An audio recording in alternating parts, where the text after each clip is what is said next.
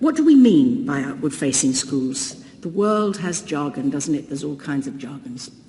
Extended schools, it doesn't matter. What we mean is you're in a school and you're looking beyond the school gates. But there is actually a very important idea here. I think that everybody here is a fragment of a bigger story. I was thinking about it last night. I thought, no, I've used the word fragment, but I don't mean that. I mean it more like a prism in a way, an aspect of the same thing. When I was based at the DCSF and had the opportunity to create this fellowship, of course I was working alongside the structure of the system. And I couldn't find somebody who would be interested in this because they were either interested in how schools connect with the social services, or they were interested in international development programs and language programs, or they were interested in enterprise education, or they were interested in positive activities in our school. And I go, but they're all the same thing. These are all the same thing. So for me, the spirit of the Synod Fellowship is that this is all the same thing. And it was completely magical when we had our first set of interviews for the Synod Fellowship. And I mean, they were just lovely days listening to what everybody was doing. But interestingly, at the end of the day, when all the panel was absolutely unanimous about how to select and who we would select, if you looked across that list of 15, there were some who were focused on enterprise education, there were some who were focused on sport and adventure and challenges, and some who was focused on arts, and all different, but they were all the same spirit. And that idea is, to me, absolutely central to the flame you're carrying as Synod Fellows. And what it also means is that it's something that's present in the school. It's not the domain of any one subject. What you do know, and what in some senses you've proved, is if you can actually make sure that there is time and resource, not much time, not much resource necessary, but not just always the end of the to-do list of somebody incredibly busy already, but somebody given the responsibility and the coordinating power to do it, you can absolutely multiply the potential of what you do in this work. And you can embed it across the school so that people have different fragments of it, but they all know they're carrying the same philosophy. So I think those are the things, really, that are precious to me. And last night, I came and sat at dinner. In the way of dinner, I didn't get to say hello to everybody, and so hello those I didn't get to say hello to. But two things struck me about what we were really seeing there. That idea that it's all an aspect of the same thing came alive. When I was talking to Marcel, and actually that was a school which was very much focused on its enterprise work when we were first giving that fellowship, has actually also got, one discovers, unsurprisingly, a really fantastic project with Kenya, which is taking young people out to work with villages in Kenya to understand, and also has the most fantastic project with kids designing the inside, the restaurants and so on, for what will be the 2012 sailing activities that happen near Weymouth. So is that arts, or is that sport, or is that international, or is that enterprise? I don't know, it's outward facing. And it doesn't surprise me at all that it's all in one school. So, when we set it up, I was chair of a task force that doesn't exist any longer.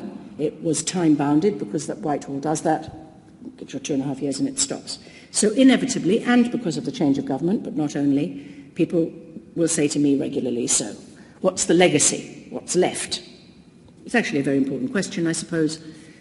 And last night, I was thinking, well, is this the legacy, a legacy? Short answer is yes. But when I say that, I certainly don't mean my legacy or even the legacy of the task force. I mean, and I hope people mean when they talk about legacy, something that goes on. You were the point in the first place, and you are the point now. You, well, it is. Legacies always are, like family's legacy. They're what's in your heart. They're the people. And you were the point in the first place, and that's why we were so honoured to honour your work. But it goes on. And interestingly, it's not just you carry it in your hearts, it's hugely practical. Every single one of you has the story of a ripple effect. I mean, astonishing. Graham said he would heckle me if I didn't mention him. And I will mention him. Because when I had the chance to interview Graham at the beginning, I saw the bit of paper which said, well, a lot of my work is connecting students in my school with owls. That was a challenge. I was going, what's the point? Why does that connect? You talk to Graham, you find out why it connects. And it's this connection with anything real, grown up and adult, which makes a difference.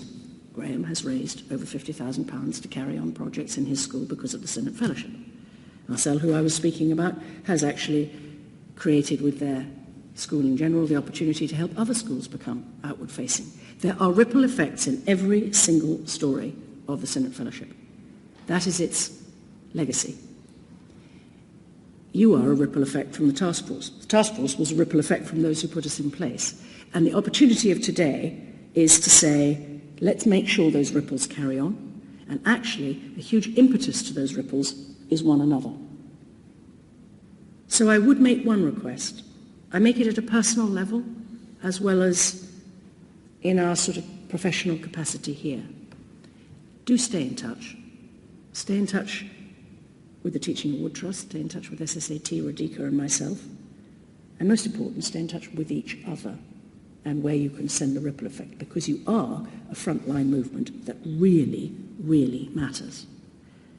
At a personal level, I would love you if there are ripple effects, if there are stories like I was being told last night, send them to Radhika and myself, because I potentially have the opportunity to resurrect the idea of this fellowship program in other territories, and its strongest possible ally in doing so would be being able to pick up a letter, a note, an email from one of you saying this is what it enabled me to do. So at a personal level, I ask you if you can bear to do that, because it could create the opportunity for the ripple effect of this happening elsewhere in another frame of reference. And if Radhika and myself received those emails, we would make very good use of them, believe you me.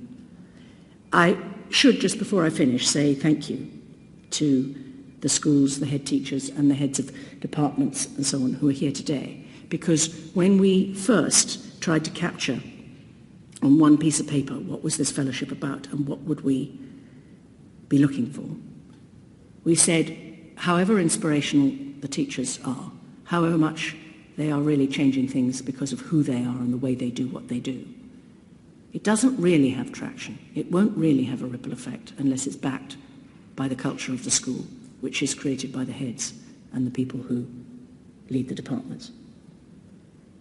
So to me, it is a great, great credit to your schools and a great honour that so many of you are here today partnered with heads of schools and heads of departments.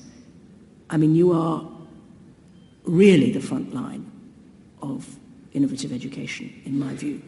And we will continue to hold you up hold your schools up as such.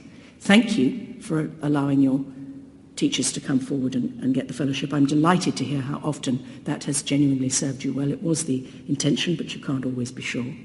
And you are doing a great thing in your schools. So bless you for that, and thank you for your time today. I look forward to hearing stories from other people. Goodbye.